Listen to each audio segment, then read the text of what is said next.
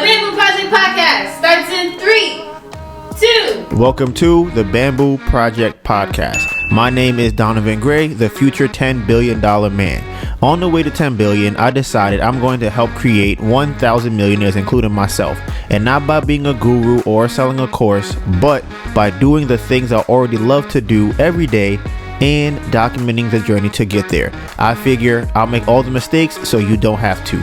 My name is Donovan Gray, and this is how I will turn my life into a living.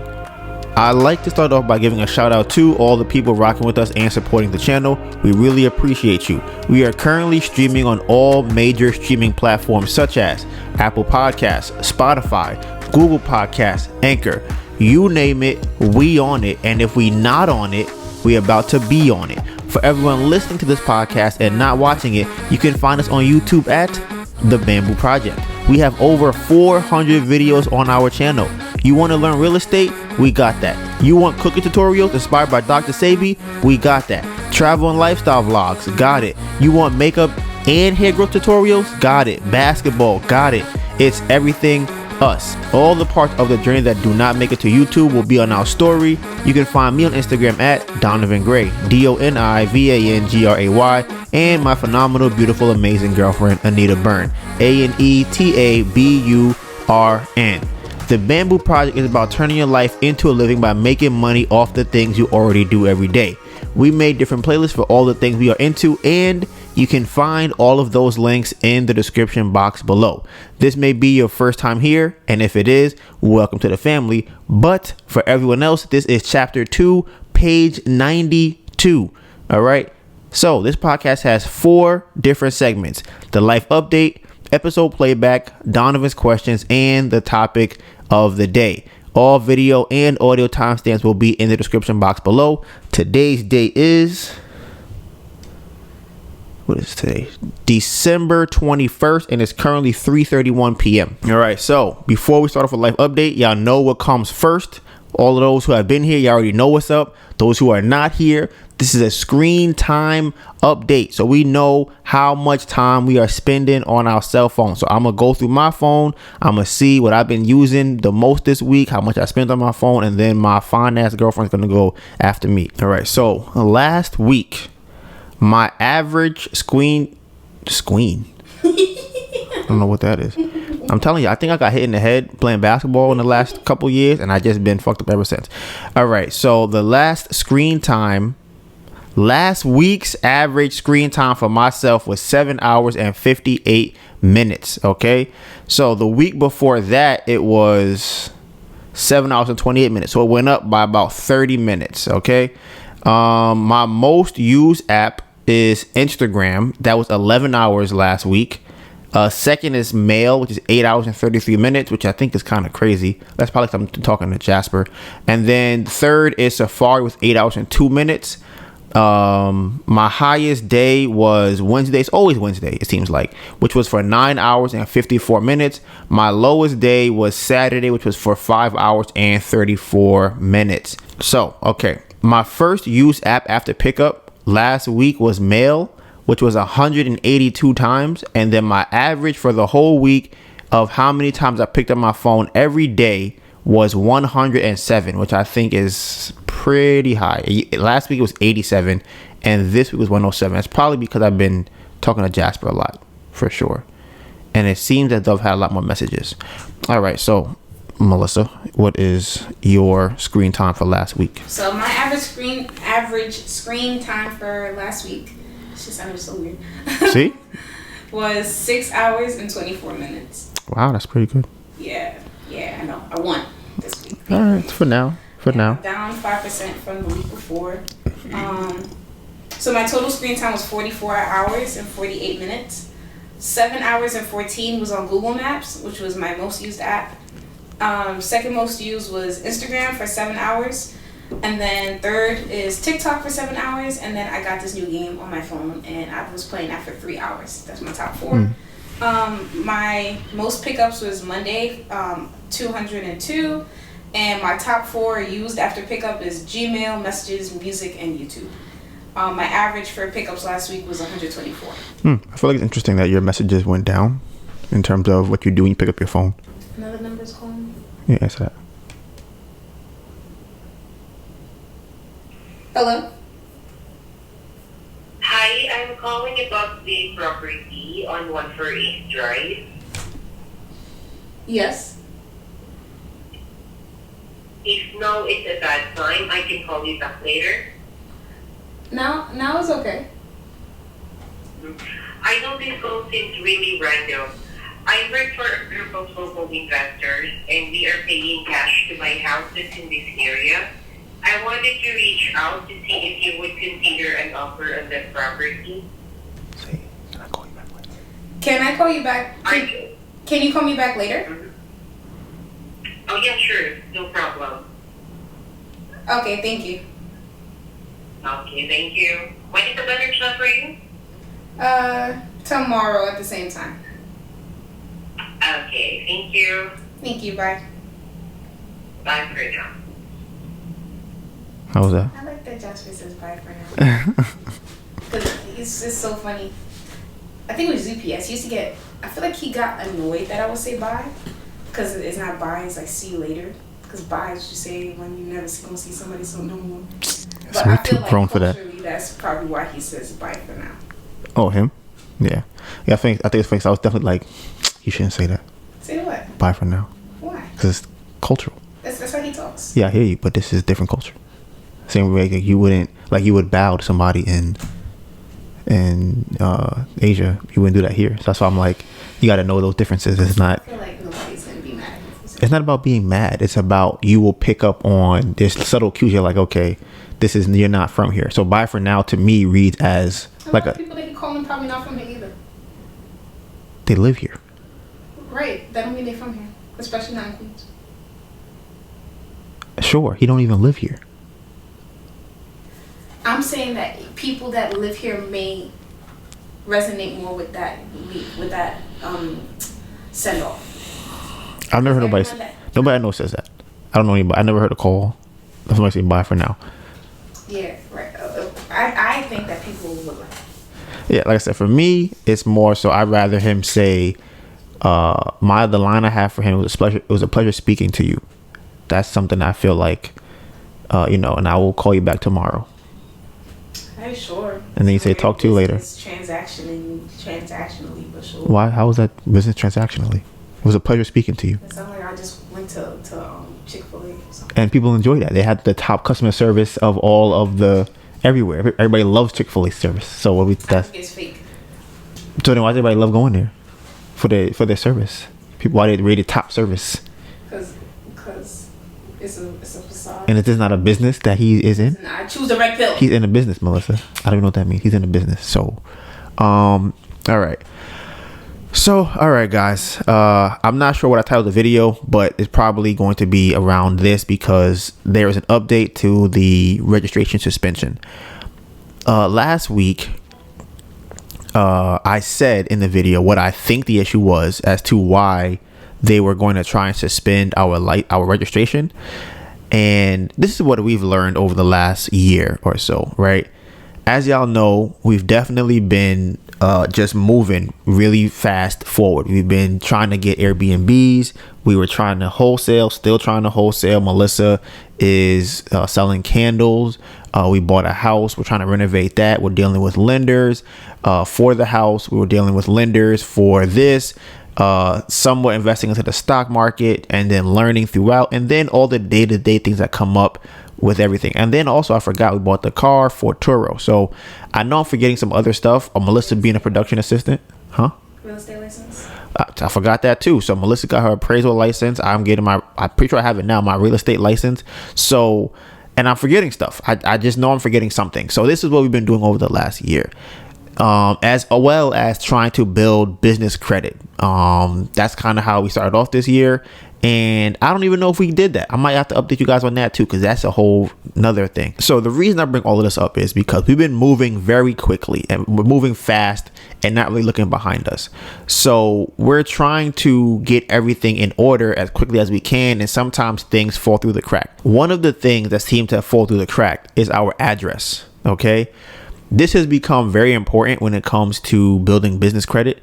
And this is something that we kind of had a gist of, or we've heard about it in terms of our personal life earlier in the year when we were dealing with the guy from Atlanta, which I think is so crazy. That was a time in our life we were trying to get him to get us funding, which he never did. And I don't even know if he helped us or not. Maybe he did. I have no idea. So back in the day, he had told us that we had a different different address set up, right? We had like a physical address.com. They have something where you can give an address where you're not actually in that location, and then it allows you to use mail to be sent to that place. Similar to a PO box, but it's not a PO box because a lot of people don't allow that. Then we had like one of Melissa's family members who were using it. We have their address there, right? So we've been trying to use a lot of different addresses, and it's been coming up frequently when we are applying for loans. They want to know what address we're using. Even if you're going to a bank, right? This is something I did not know. If you are setting up a business account for the bank, but your address is not from that state, they view that as a red flag. And to me, I think it's crazy because I don't know why that really matters. Like, I don't know why can't I set up a bank in a state that I'm not in. Like, I never thought that would be an issue, but we've got turned down from a bank before because of that. And they talked about we'd have to get it notarized. We have to handwrite the reason why we're opening up a bank in a different location than where we live at or where the business is situated at. And they want a handwritten, notarized, and then submit it to them, and they'll get back to us. And I'm just like, bro, this is a lot just to me to fill out. Like, normally they advertise for people to go and get a bank account, but now they're making this a hassle. So I don't know if it's related to business, related to us being black. I don't know what it is, or maybe we're young looking. That may have something to do with it, but the address has been an issue. So last week I said that we were having a situation where our registration and I guess our plates will be suspended for the car that we use for Turo, and actually only got for Turo. So right now the car is probably bringing us in a couple $100 a month. And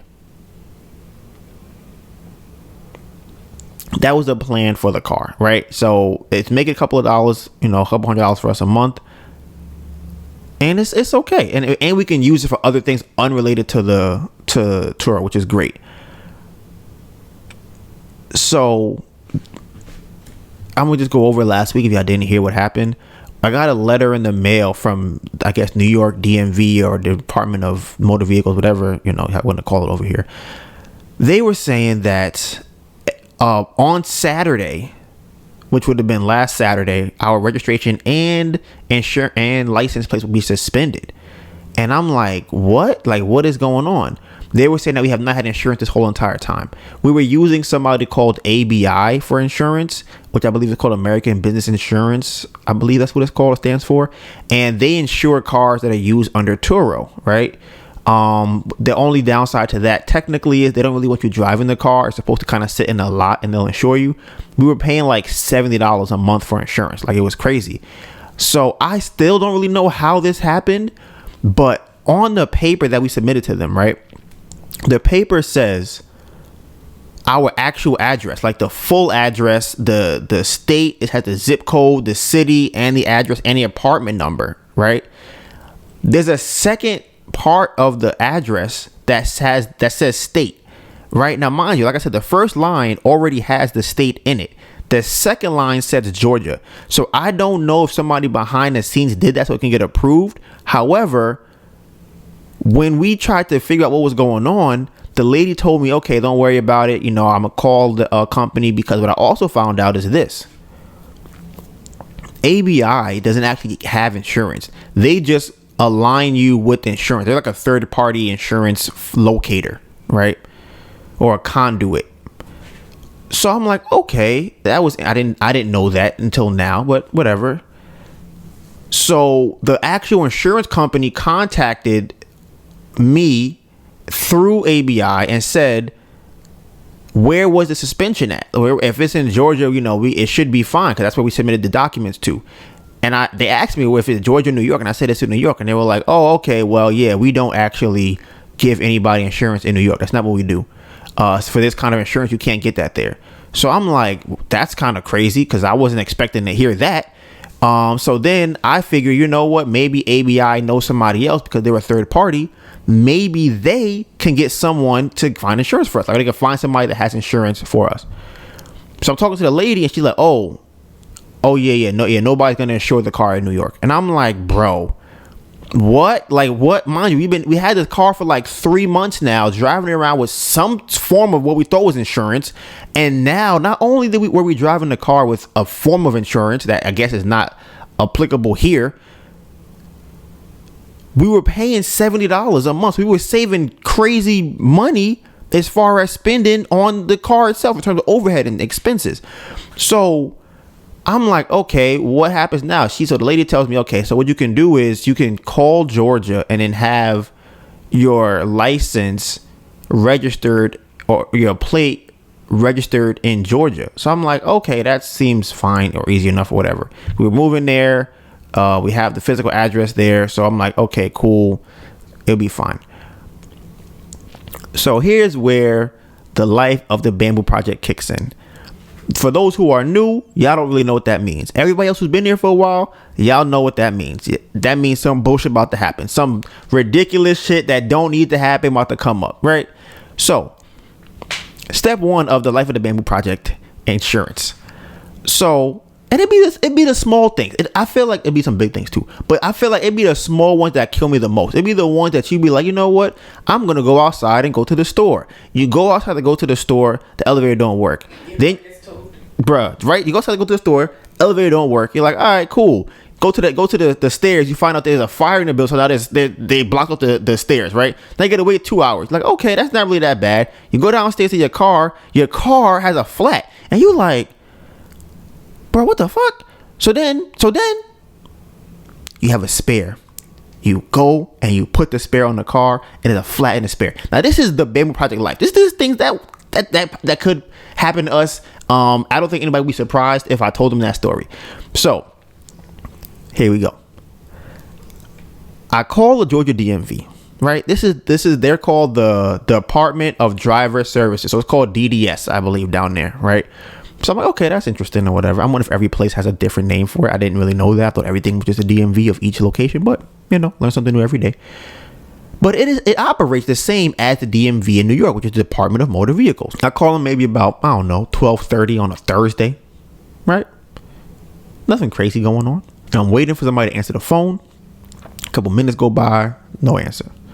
A couple minutes go by, no answer. Okay, somebody finally answers. It's the machine. It's the automated response.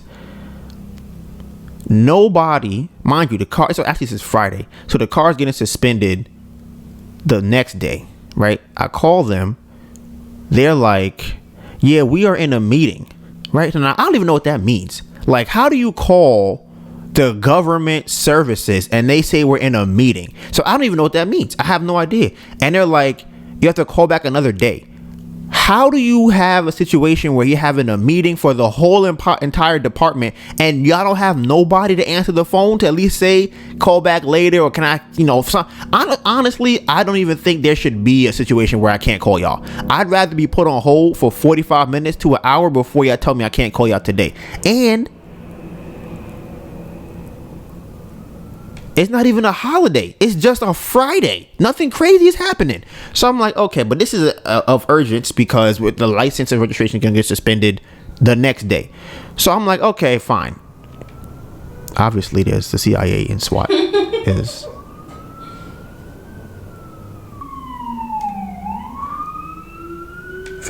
feel like. Okay, so that's how it starts off, right? So I'm like, okay, so now I got to figure something out because I just assume that I can just call them up, have it done really quickly or whatever. Nobody's going to answer the phone. They're during a meeting. They're having a meeting. So I'm going, okay, maybe I can just get some insurance real quick, because we have a booking coming up and we can't have the car without insurance. New York is very crazy with the insurance. Honestly, New York, I don't like New York. As an adult, as a full grown adult, I don't want to live here. Like I'm over living here. There's nothing really. Maybe when I move, I'll be like, damn, you know what? I do miss that about New York. But as of right now, I don't know what that is going to be because I am perfectly fine leaving and going somewhere else. So I call up the old insurance company, right? I'm thinking, okay, boom, let me just get that old insurance policy back and then trying to get everything figured out later. I know it's going to be more expensive, but big deal. I'm like, it's not gonna be much more expensive. It's gonna be a little bit. So I call him and we go through the whole process of everything. She's asking me, how many cars do I have? And she's asking me who else is gonna be driving the car. She's asking me, is the car she said, do I have gap insurance on the car? Is the car insured? Just, regular insurance questions. So after I get through all the questions, I'm like, all right, I'm ready to pay. This is what we had before. So I think before was paying like $350, maybe like $340 for the insurance, right? And then we canceled it and got the ABI. So this lady came back and told me that our insurance is going to be $700 a month on top of our car note, which is currently about $560 a month. So we're talking about $1,300 a month. We're not making $1,300 a month from the car. Like, that's not happening. So that means that even though we technically are somewhat losing money, this is like hugely losing money. Before, we might be losing money by like a couple dollars, maybe, but a bigger trip or a longer trip will cover that cost. So it wasn't that crazy. But you're talking about now we have to make $1,300 a month from the car and then make more money from that to even help us do anything with what we're doing. That's crazy. Like, that $700 is absolutely crazy. If the car was making us $400 a month, all of that's wiped out, and then we still got to pay back $300. That's insane. So I'm telling the lady, like, nah, that's not gonna happen. Like, what are you talking about? She's like, oh yeah, that's kind of what you guys were paying before. I'm like, absolutely no, the fuck we were not paying that before. Nobody was paying $700 for no insurance. That's craziness. I'm like, we wouldn't be able to afford paying $700 a month in insurance. So I asked her, I'm like, yo, what's the reason for that? So what she told me was that it's the fact that the car is currently financed. So that's the reason why it costs more. And I'm just like, she said that originally, for some reason, the car was listed as being paid off. So that's why it was a lot lower. So I'm like, that's nice, but I'm not doing that. Like, that's not going to happen, right? So I get off the phone with her. Mind you, I thought it was going to be a quick process. So I call another insurance company that we currently use or we had used before, right? I think it's Liberty Mutual. I think I might have called now. I'm not even sure. I think it's Liberty Mutual. So got on the phone with a guy, very nice guy. Everything is going good. He got my insurance down from $700. I'm like, okay, cool. He was like, look, I can get you a discount if you get renter's insurance, combined with the regular car insurance. I'm like, whatever. I'm gonna say save what, $6-7 a month. So I'm like, yeah, sure, whatever. He's like, ooh, wait a minute. Wait, I can't give you that discount. I'm like, why not? He's like, it seems like here, you have a flag on your account. I'm like, a flag? Why? Mind you, I don't have insurance with these people for months. I'm like, why is there a flag? He was like, oh, it seems like you owe us money from the old insurance plan. I'm like, what? Mind you, he said I did not pay the renter's insurance. So I'm like, it's like $6. Why would I not pay $6 for insurance? Maybe it might be $25 or whatever. So he says to me that the insurance that I owe, or the money I owe for insurance, was $75. I'm like, okay, I can pay that. He's like, okay, well, we don't actually. He's like, we don't actually have the insurance with us. He says to me, yeah, we don't actually handle that anymore. It went to collections. I'm like, bro, what? He's like, yeah, we sent it to collections. They didn't reach out to you. I'm like, bro, I have not heard from them. He's like, yeah, it's been a couple months now. I'm like, bro, like, do you know how much they was fuck up the whole game for us if we had some type of hit to our credit, like a large hit that we can't just recover from, like, an inquiry or something like that? Any missed payment, any collections, anything like that would fuck us up crazy. And we wouldn't be able to get the refinance amount that we want for the house to be able to move. We wouldn't be able to take out much more credit cards or loans. It would just fuck us up crazy. So listen, if y'all got credit cards, pay your credit cards. I remember my friend, right? He had a friend, and he told me that his mans told him that he did not know he had to pay back credit cards. That's the wildest thing I ever heard. If anybody listen to this right now thinks like that, bro, I'm telling you, you have to pay that back. Like, you may think you don't have to pay it back now because you don't really need nothing. You a kid. You don't really have no expenses, whatever the case might be. Because the only person that would think like that has to be somebody that never had a credit card and that's young. If you're older and never had a credit card, I don't know how that even happened. Like, I don't know how you don't know you got to pay that back. So if you don't pay that back, it's gonna be hard for you to get a house, or rent an apartment. It's gonna be hard for you to get a credit card. It's gonna be ridiculous unless you are rich, and then in that case, you probably wouldn't really want a credit card anyways. So I'm like, fuck, I gotta call him. So I called them, right? He said he transferred me over to them, and the lady's like, yeah, we tried to send this out to you, but the address we have was 22C. In actuality, y'all are in 23C. So I'm like, bro, what? She's like, yeah, well, we have one file for you was 22C. So I'm just like, bro, how many places is our address wrong? Like, we had to deal with the guy earlier in the year from the Atlanta dude. We had the freaking insurance from earlier in the week. Now we have this insurance telling us a different address. They had a different state. They have a different apartment number for us now. So I'm just like, bro, now we don't even know where or who has what address. We don't really check. We don't know. We use our address so much. We don't know who has what. So I'm like, okay, miss, I'll just pay it right now. So as I'm about to pay it, I get a phone call from the insurance company, and they're like, oh, we don't know what happened, but you don't have to, your account is not flagged anymore. You're good. I'm like, all right, bet. So I just hung up on her. I'm like, I'm not going to pay that shit. Cause it's $74. Why would I pay that? You right? So everything is situated with him, and he's like, all right, I got you the bundle. I got you the discount. Your insurance is going to be like $300 a month. Now, he asked me, does anybody else live in the house with me that can drive a car? And I said, no. I said, nobody in this house lives with me that can drive a car. Now, the reason I said that is because I didn't want him to try to upcharge me on insurance. So I'm like, you know what? I'm just going to say no, and I'll fix that later. Like, I'll go back in later, and then I'll change it to that somebody else lives in the house, because I didn't want it to be a problem. So like I said, our insurance now, it was like $296, now it's like $320, which is, it's manageable, but I don't want to pay that much for the car. So we have the insurance now it's $320 a month.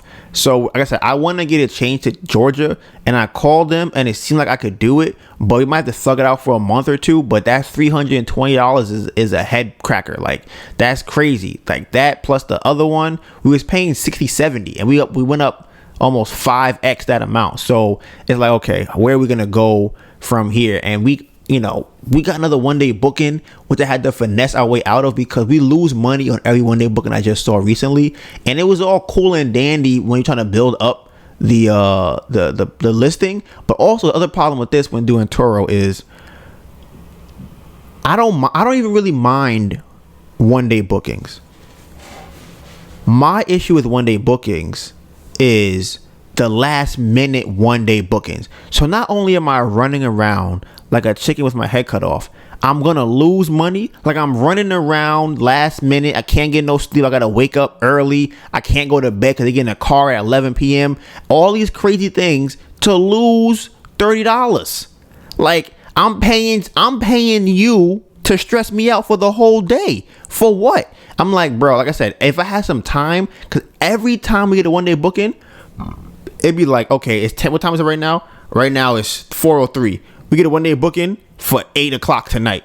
Or tonight we gotta go. Mind you, probably be like 6 o'clock. So we gotta 8 o'clock. We gotta go outside, get the car washed. We gotta get all the stuff for the car, drive it to Jersey, and make sure everything is good. And honestly, this is my issue with that. We be having plans for the day. Let's go get something to eat. Let's go here. Let's go shopping. Let's get things we need for the house. Whatever we need to get, let's do that. They always book the car on a day we about to go do something. I'm just like, bro, one-day bookings kill me. And like I said, all of that just to lose $30. And then I say I think this month alone we've probably had 4 trips that got canceled. Now, we didn't cancel them, they canceled them themselves. So it's kind of like one person gonna book it for New Year's, they canceled it. Then somebody was gonna book it again like 3 times other than that, they canceled it. So like I said, I want to get more cars, but I'm on the fence about. I'm not on the fence. I like Turo. I just think that it needs a better infrastructure for where we are at. I think driving it over to Jersey every time is an issue. I think we have not even that part. It's the coming back and paying for going and coming back. That's my biggest thing. So like if we could have the car right down the block from here, that would be great. Which hopefully what happens in Georgia. We don't have to like do nothing crazy. And now thinking about it too, if we don't live near a popular area in Georgia, we're going to Atlanta. But if we didn't, we'd have to drive the car for 30 minutes and take an Uber back. And I'm like, I don't know if that makes sense. You got $30 both ways. That's $60. That's crazy. So, but with all of that being said, we finally have insurance. We finally have, we're getting this Turo thing under control. So now the other thing that came up this week, right? I don't even know if y'all know. Maybe y'all do know. I know I haven't seen it, but I don't watch the news, so it's not gonna be something that's I'm privy to, right? So, did y'all know that there's a typhoon happening in the Philippines, like a deadly typhoon? Like, it's kind of crazy. And I talked about this somewhere on the podcast, right? It's getting crazy out there, and the only reason I know is because the virtual assistant that we hired last week or the week before that lives in the Philippines. So I had no idea of any of this. So he's losing electricity while he's making phone calls. He can't get on the phone because the power is out. It's flooding everywhere, and I'm just like, bro, this is crazy. So one of the days, like, he starts calling at like 10 a.m. right? One of the days he was late. He's never late ever. So I'm thinking, like, bruh, like, he's like 30 minutes late, 45 minutes late. So I Google, like, okay, Philippines typhoon, right? Bruh, it said 400 people died. I'm like, 400 people? I'm like, yo, this is crazy. I'm like, bro, then it said like another 50 people are missing. I'm like, mind you, that thing just happened, so you don't even know if the number's gonna go up higher than that. I'm like, bro, this is crazy. So instantly my mind goes to, yo, did he die? Like, bro, did the typhoon hit him? Like, bro, I wouldn't be surprised knowing how my life go, but I'm like, yo, that would be such a crazy thing that he just got swept away in the water or some shit. Honestly, I don't know what a typhoon is. What is a typhoon? What is the difference between a typhoon and a storm? Like a regular hurricane. Maybe what causes it. Bruh, I don't even know what the difference is. I know he was in a typhoon though. He made it very sure to tell me he's in a typhoon. Tropical storm in the region of the Indian or Western Pacific Oceans. So it's the location in which it happened. That's kind of crazy. I wonder why that is. Maybe still like the temperature of the water. I don't know. But he was in a typhoon. So instantly my mind goes to, yo, this man done got smoked by the typhoon. I'm like, bro, this is crazy. So like an hour go by, 2 hours go by. So he finally writes me, and I'm like, I wrote to the company that I used that contracted him, and I'm like, yo, is this guy okay? Like, and he sound like he look like he's young, so he might be in his early 20s or something, or mid 20s. And I'm like, yo, have y'all checked on him? Like, do y'all know there's a typhoon happening in the Philippines? Y'all ain't tell nobody that works with y'all. Y'all ain't say nothing. Y'all just have people out here just supposed to just be like, all right, well, things happen. So nobody responds to me. And I'm like, yo, this is crazy. Like, what? So he finally responds back to me, right? Bro, the man tells me that he came from a funeral because his family member got killed in a typhoon, bro. And I'm like, yo, this shit is really happening. I'm like, yo, I always think I've never talked to anybody that has been in something like that. Like you had Katrina, you had the one in Texas, I believe there was one. I don't know which one that was, but I've never talked to anybody that's experienced that. So this is my first time ever having that conversation with someone. Like, yo, are you good, bro? Like he was like, yeah, I didn't want to get too much into detail about it because I don't know how to ask those questions. Because here's my thing: earlier in the year or last year, right? When my dad, when I say he was murdered by my family, that's what I call it. People would always come to me and say, yo, I'm sorry to hear that. And it annoyed me when it would happen, like when it would happen during that time, because I'm like, why are you sorry? Because now when you say you're sorry, I have to now console you technically about you being sorry that this happened. So I'm just like, I don't really like saying that to people, but I also feel like my condolences is very informal. So what I do, my approach is kind of just ask like, yo, you want to talk about it? How are you feeling?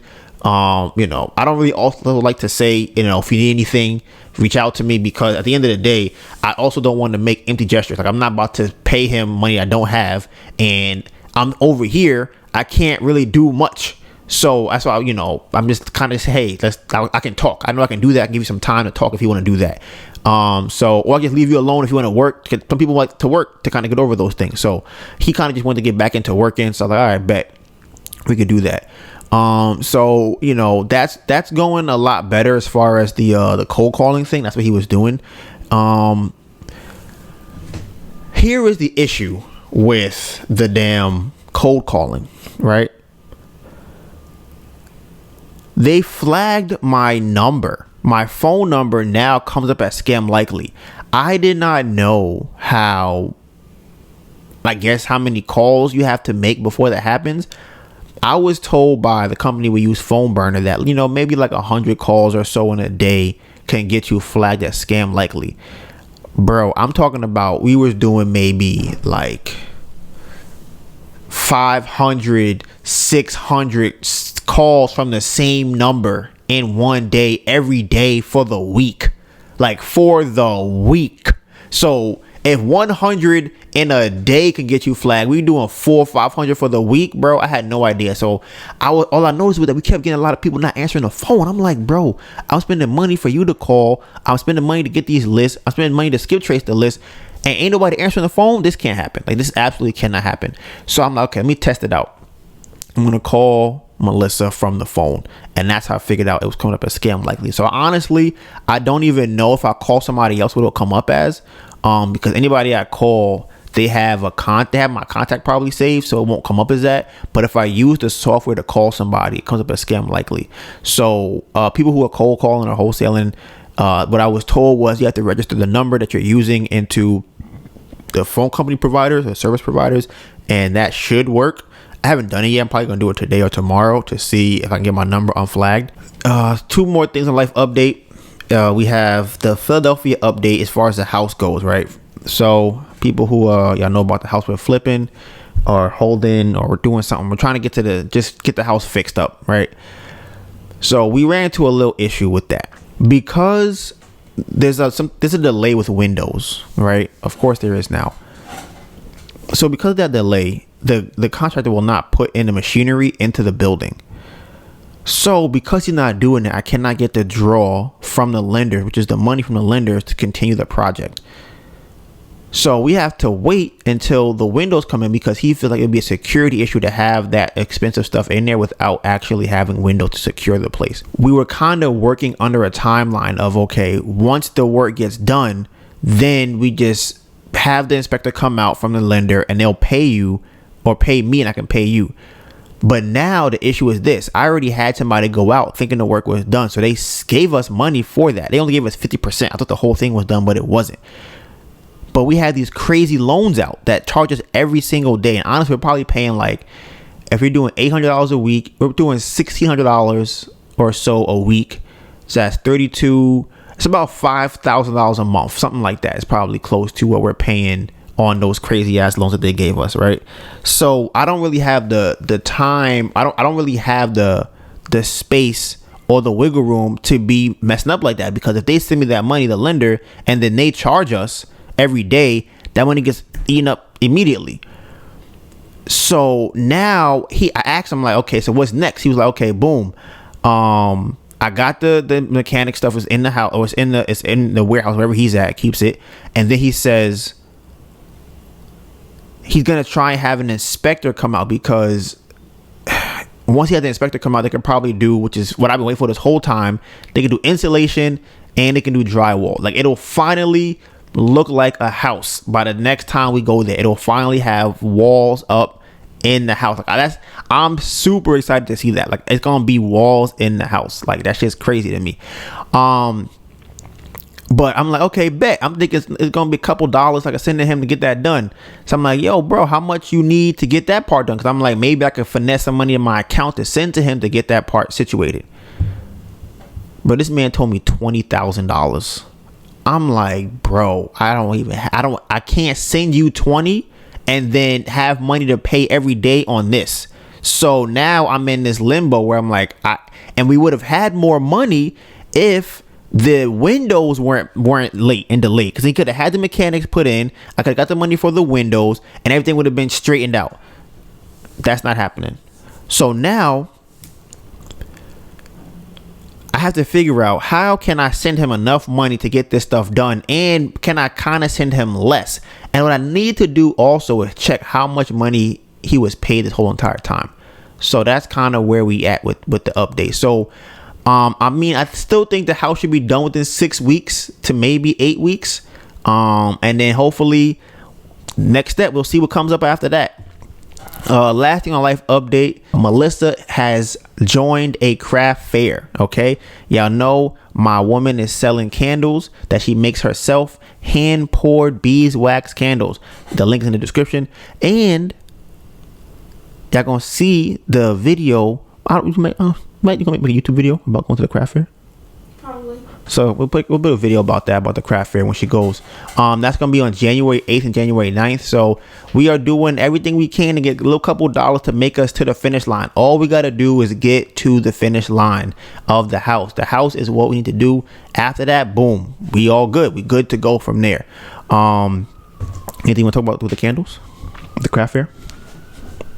I feel like there's something you went to that you were gonna like. You were trying to figure out something with the craft fair.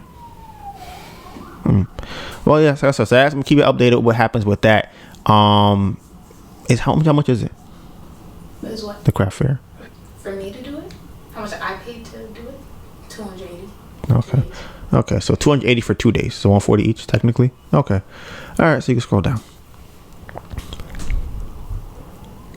All right. So episode playback. I didn't listen to it this morning because I woke up at 2:00 in the morning, and I've been up since then pretty much. And my body just felt really exhausted and sore for some reason. I wasn't clapping no cheeks. I wasn't working out. I wasn't doing nothing. I was literally just I don't know why. And it's not like I'm sick, like body soreness. It was just like, I'm just exhausted body soreness. So I didn't listen to it. I like to just kind of keep my mind off of work when I feel like that. So I definitely was 100% right about what this issue was with this address thing. And we were trying to build credit this whole entire time. And even while we're trying to do that, we found out that the company that was supposed to report our credit to the larger business credit agencies, not like Experian technically or Equifax and whatnot, but they had the wrong address for us. So, there's that. Bruh, we spend $60 going to Jersey every time we go.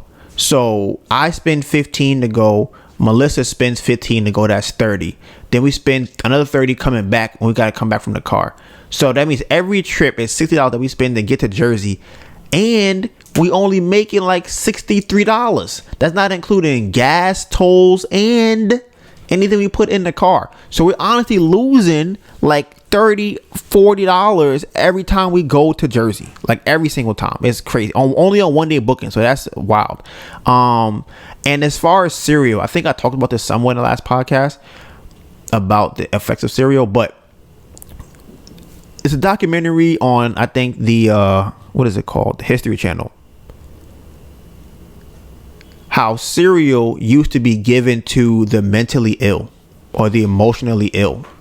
Yeah, I think it's the food that built America. Yeah, the food that built America, right? So y'all check that out. It's crazy because this was going to the fact where I was saying that people have built lives. People will fight today on things that have been lied to them about, which is so crazy to me. Like something as simple as cereal, people been told that it's supposed to be a good breakfast cereal, whatever, was created for mentally ill people.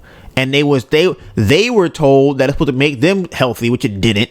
And then they just gave it to us, told it's supposed to be good for breakfast, which it wasn't. And it's the only reason they marketed it for breakfast was because they were making more money. There was some reason in terms of money why they would make more money marketing it for breakfast. All right. So Donovan's question for the day is, should women shoot their shot for men? Okay. That is Donovan's question for today. Now, normally, y'all know I don't really go into it, but that's something I've been kind of changing up. I feel like I should get my point of view, and then you guys could tell me what you think if that applies to y'all. My fine woman over here shot her shot, right? And as you can see, we have a beautiful family of kittens, and we have an apartment and a car, and we've traveled, and we're struggling. But and a house. We bought a house. We bought a house too. Well, we're doing a lot. We have a business, but I'm not gonna name everything. There's a lot of this. There's a lot of things. But she shot her shot. Now I don't know if y'all probably haven't heard the story. Maybe y'all did. I'm not gonna tell the whole story here. No, I'm not telling the whole story. I'll give them an idea of what happened.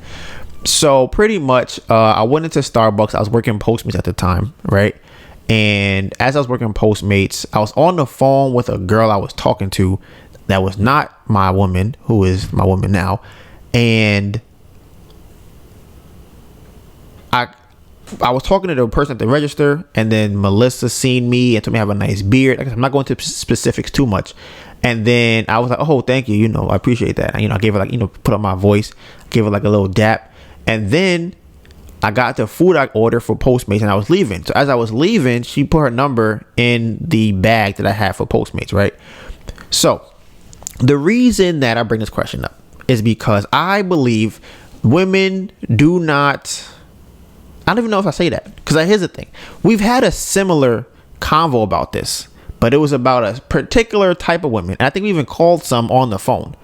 We were talking about how women don't know how to flirt. Remember this? And that they be acting like, this is my thing. And I think it's also very ironic because I've heard this conversation in the video recently. Guys don't want women to court them. They don't want women to, I would say, pursue them per se, right? That's not really what guys want. What guys want is an indicator for them to pursue you. So a lot of women that I've noticed in my community do not like to, and that's the other thing too. I don't even know what I call it, approaching. They don't like to initiate. So I also think that there's some type of confusion between what shooting your shot is for a woman. How a guy shoots a shot and how a woman shoots a shot should be different, because y'all are trying to get two different things. For me, a woman shooting her shot would be her giving her number to a guy, right?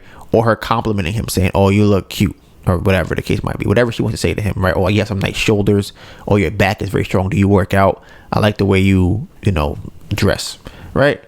All manly compliments, by the way. What would you say to a guy if that wasn't? I wouldn't look at you and be like, your back is strong. Like, do you work out? That's not something that... Oh, I thought that was... I thought y'all like backs. That's what I thought. I thought you like backs. No, working out, remember, that's for guys. So what would you say to a guy? I would probably compliment either, what I like. Like... You don't like his back? But how am I seeing your back? You never seen a strong back in a shirt, Melissa? They be looking brolic. It depends. Not everybody... But that's why... So you wouldn't compliment his back if you don't have a nice back.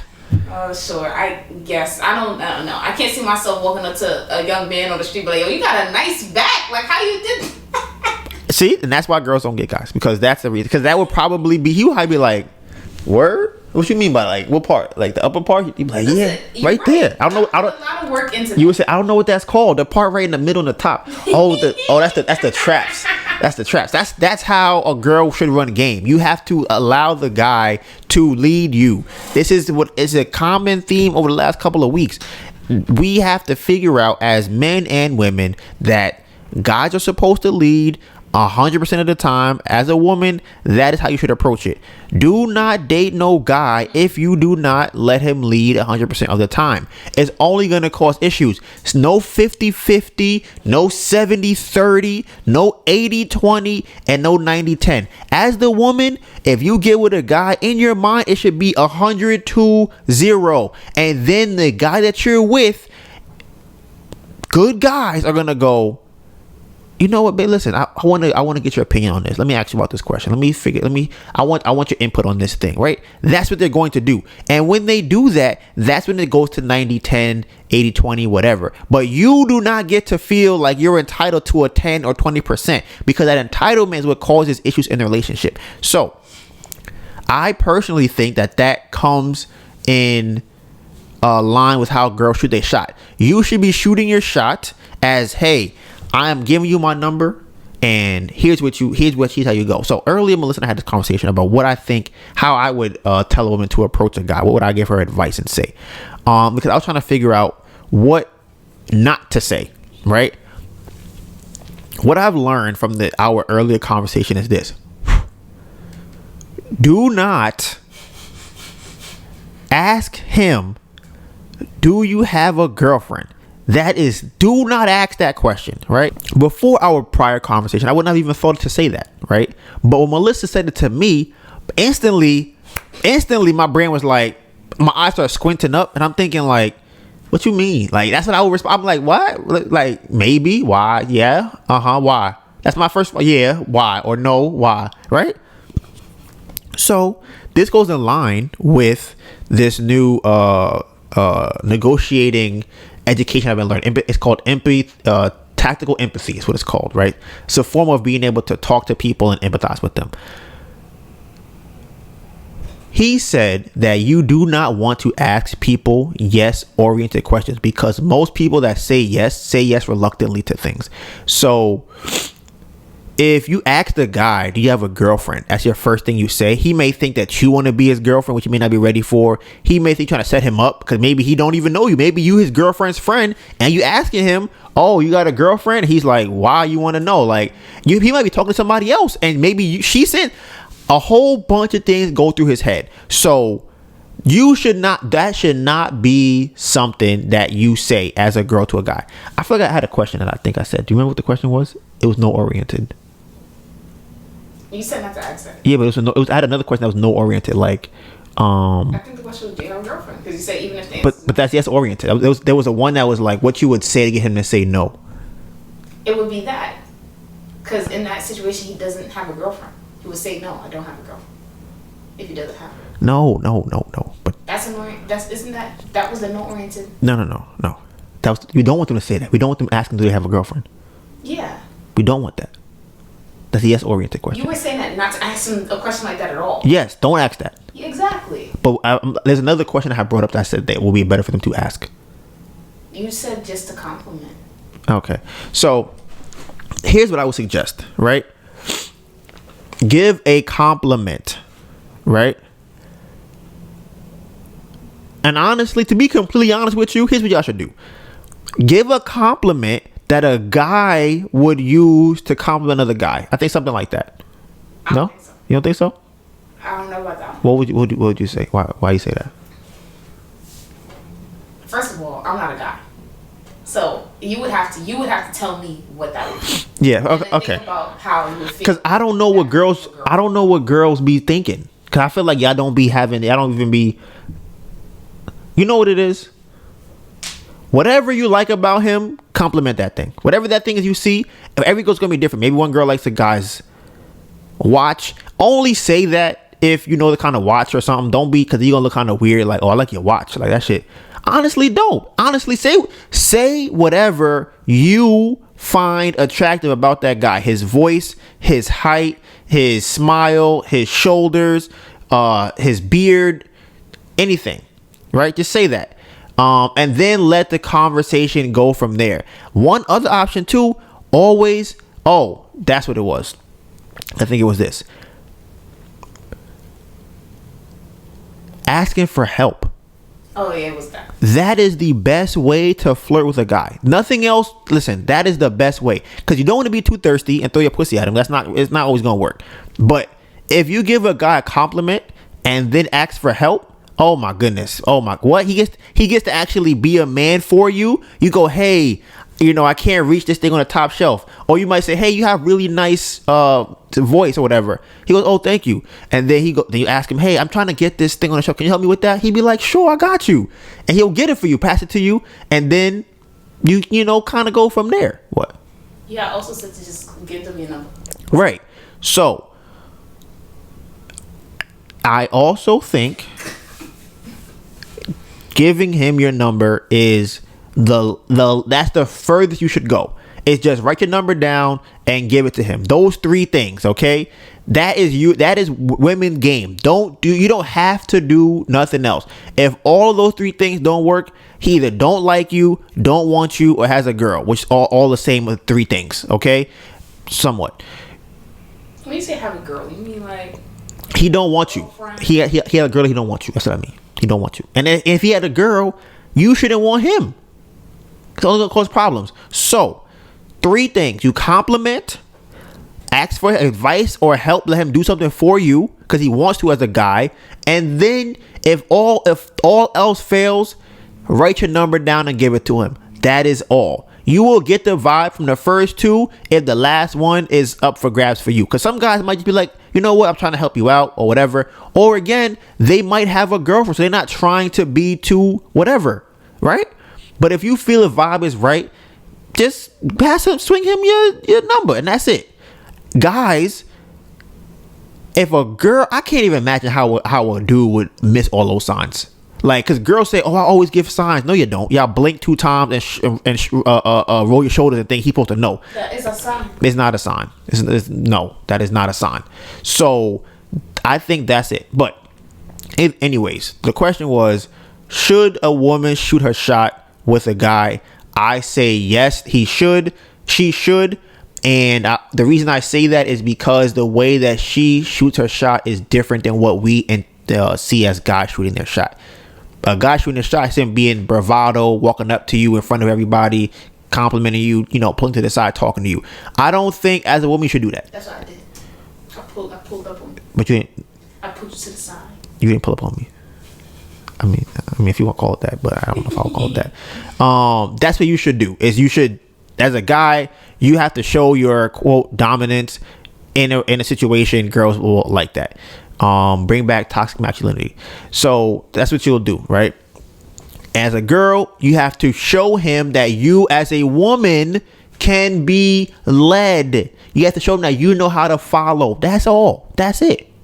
Guys want a woman like that. But I digress. We go to the topics of the day. Why are you making that face? What are you making that face for? What's the issue, Melissa? Do you feel like women should not be led? Is that what you feel like? I'm asking about your face that you're making.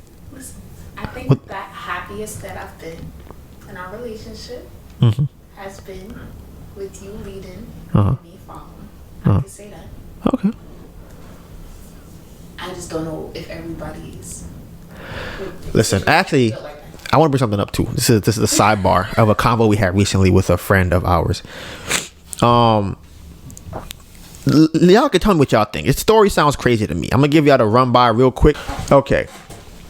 All right, so we have a friend, right? She has a man. Now, y'all tell me if this story makes sense, or you could tell me what you think happened, because I don't really know. I haven't really figured it out. The guy works about 15 minutes from the house. He tells his girl that he wants to pick up an extra shift at work, right? He's gonna be working there until 3 o'clock.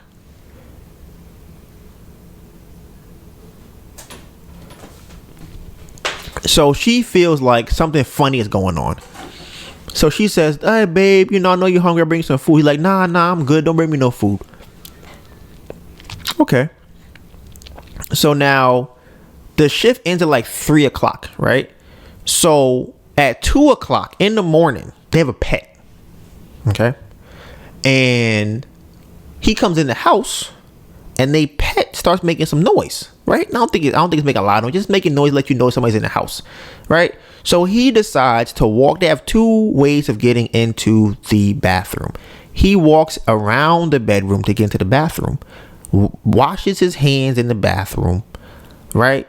And then leaves the house and goes outside, right? Now she's awake this whole time and hears him in the house, right? But it's not 3 o'clock. And he left the house and locked the door. Why is he doing this? So she calls him and goes, hey, were you just in the house? This man says, no, I wasn't in the house. She's like, wait, you weren't here? He's like, no, I wasn't. No. Why would you think that? It's like, I heard something. He goes, yeah, you know what it is? You're not used to being at home by yourself at this time, so you're probably hearing things. Now she's like, I know I heard my animal, my child making noise. I know I heard the water running, and I know I heard you locking the door. So how am I bugging? That's what she's thinking to herself, right? So I think she asked one more time, and then he said no. So then the following day, in the morning, she asked him a couple more times, like, are you sure you weren't here? He says, no, I was not there. She goes, okay. She breaks down everything. I heard this door. I heard the water. Our animal, right? Pet. I'm saying animal because it's a. You can say pet. She heard it. Because I'm like, it sounds so like Kelly. What you mean? Because I don't say I have pets. I don't say I have animals live in my house. You heard her son? That's what I'm like. But I'm like, it's not an actual son though. That's that. Okay, so fine. Yeah, okay. So her pet makes some noise, right? This is what she's saying to him. She's like, he made some noise. I heard the sink. I heard the door lock. I heard you rustling around or whatever, right? He goes, okay. I did come in the house. So this already for me is crazy because I don't know why. Why would you lie about that?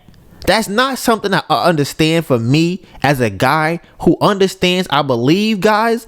I don't understand why you would do this. Either one, you was lying, or two, you was telling the truth. But why would you lie about coming into your own house?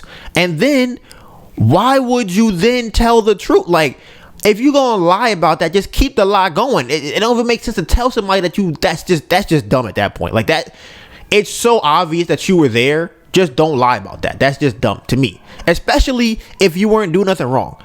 His reason was this. He didn't want... No. First, he said that he did come back to get some food. Right? Remember, she offered to bring him food and he said, nah, I'm good. I don't want no food. But he came back to the house, according to him, to get food. Right? So either he's telling the truth or he's lying. I don't know. Y'all can figure it out for yourself. I've never heard this kind of stuff before, but women, y'all probably... Honestly, I don't think nobody knows what's going on. We still trying to deliberate and figure it out. So then he says, the reason I didn't want to tell you is because I thought that you would look at me suspiciously if I came home early. So instead, I decided I was going to come in, sneak in the house, sneak around, leave, lie to you about it, and then tell you today. After he asked me again. That was his solution. To lie, sneak around suspiciously so that his girlfriend does not think that he's being suspicious. Listen, I don't understand. But I bring this up because it was something that was crazy. And I'm really curious what anybody, if y'all have any idea what y'all possibly think was happening. Like I said, I have my theories. I have my theories. And if, y'all could say whatever y'all want. And then I'll let y'all know if it's in line with what I think is happening. So now the next topic of the day was television. Okay, let's go up a little bit. Okay. So when I was younger, right, I used to think that watching TV was good. I remember being a kid watching Rugrats. It was a very pivotal moment as a child for me. I remember my dad saying to me, you watch too much television. And I was like, I might have been, maybe 7 or something like that. And I'm like, no, I'm telling you, they're teaching me stuff. I'm telling you, every show that they have has a story behind it, have a lesson they're trying to teach. I'm like, you got to pay attention to it. If you pay attention, you can see what they're trying to tell you in the story or in the episode, right? So I was showing him, I'm like, look, you see how Tommy and Jessica got into a fight? They're trying to show you that you shouldn't always fight with your friends and it's never that serious, right? Mind you, I'm 7 trying to tell him this. So I guess over the last year, I would say, I've realized, maybe the last 6 months, that I've watched too much television, right? I used to think that I was analyzing television and understanding and applying it to the real world, right? I was like, okay, I've seen that situation happen. Let's say, I might watch Insecure, right?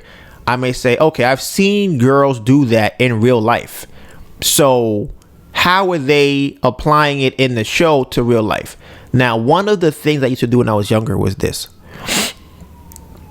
There was a book called, it was a Steve Harvey book. My mom bought it. It was, which is a wild thing. It was Act Like a Woman, Think Like a Man, right? That was a Steve Harvey book. So when I was a kid, I was like, okay, can you see what year that came out? 2009. Okay, so that was 12 years ago. So I was 15. So I'm about 15 years old when this book comes out, right? So I would think, okay, if I can read this book, right, I know girls are going to read this book and then girls are going to act like the book. So if I could then reverse engineer it, I could then know how to approach women because they're reading this book, right? And I apply that same thing to television. So I would always think that if people are watching this and acting like this, then I know how they're going to act in real life. A couple issues I ran into with watching a lot of television is this. For other people, it may be obvious to them. Maybe it is. I don't know. For me, it's something that I thought that it was a winning battle I was having, but I don't think that's the case. So what I said before is that I do not believe that the human mind has the ability to discern sarcasm after it's already happened, right? I don't think the human mind can detect when you're watching TV and it's fake. The reason why I say that is because if I watch a TV show, right, and it's too gory, I can't, my brain can't watch that, right? There are certain things, even if you know it's fake, you can see something on TV, somebody getting murdered, a child getting raped, you could see somebody getting her, and the craziest thing you could think of, you could see all of that on TV, right? And it would turn you off, even though you know it's not real, right? Because I don't think the brain can recognize that what I'm watching is fake. You may have to think about it maybe and process that, but I think you will in some way down the line go, okay, I know that this thing is real. And I wonder if that's what they mean by what is it called? Predictive programming. They have a word for it that I've been seeing people use. I wonder if that's what they're talking about. Some type of programming. Either way. What? So the reason I bring this up is because one thing I've researched before is like body language, right? And one of the things I had saw was that when somebody is lying, what they will do is they will shake their head no like this as they're saying something that they say is true. So they'll be saying yes or something that means yes and shaking their head no. Did you go to the store yesterday? No, I didn't go to the store yesterday. Right? Now, in the real world, that means that somebody is supposed to be, it's not the only sign, but it is a sign to look at. When I learned that, I noticed that it was happening very often on television. And I'm like, why is this person saying they weren't at a place? We all know they were there because it's in the show. The show was showing you they were in a place, but they were saying yes and shaking their head no. To me, I read that as this. They're still acting. So in actuality, what they're saying is still not true because they never were at the store. They don't know this person they created called Pam or whatever the case might be. So I think that the body knows that you are not telling the truth.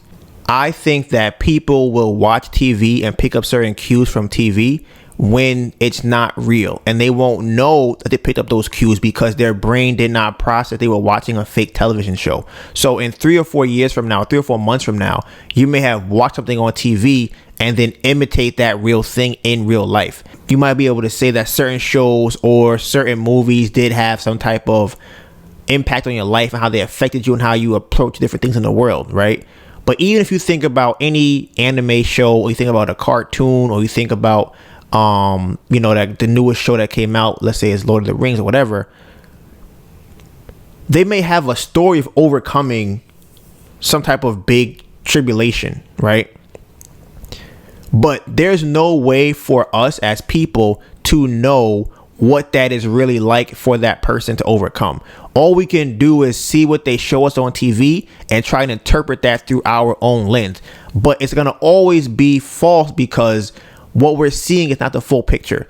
So an example of that would be you're watching a show, right? Let's say you're watching Insecure. I was watching this on Sunday, right? They got into a fight on the show and the guy walked off. You may see that on TV, right? And you may think, okay, either I'm going to act like that or I'm not going to act like that, right? Something to that effect. You may see that, or you may think that, yeah, girls be wilding. I know a girl does that same thing. The girls be wilding, right? But they don't show you the whole entire picture of it, right? So they'll show you, okay, guy pulls up, they get into a fight, guy walks away, right? they don't show you that the guy in the fight, unless they showed it, which they probably don't, they won't say, yeah, this man was fearing for his life when he got into that fight, right? Because in reality, you may get into a fight, win the fight, and have been scared out of your mind during that fight. But for the real world, you need to know the nuance to apply it to how you are looking at things. But I believe that because people are watching shows for or several months after the show has came out, they will then internalize a lot of the things they saw in the show. And because they internalize something they saw in the show that's not actually the full story or full picture of it, it won't actively, or it won't apply to what they're going through in their life. I'm going to wrap that up with the podcast. It's episode 92. So we'll be back here next Tuesday. You can find all the behind the scenes content on our social medias. Mine is Donovan Gray, DONIVANGRAY. And you have phenomenal, beautiful, amazing girlfriend, Anita Byrne, ANETABURN. You know what it is. Hashtag Wing Project 2021. We're going up all year. You know the vibes. And with that being said, Bamboo Project out.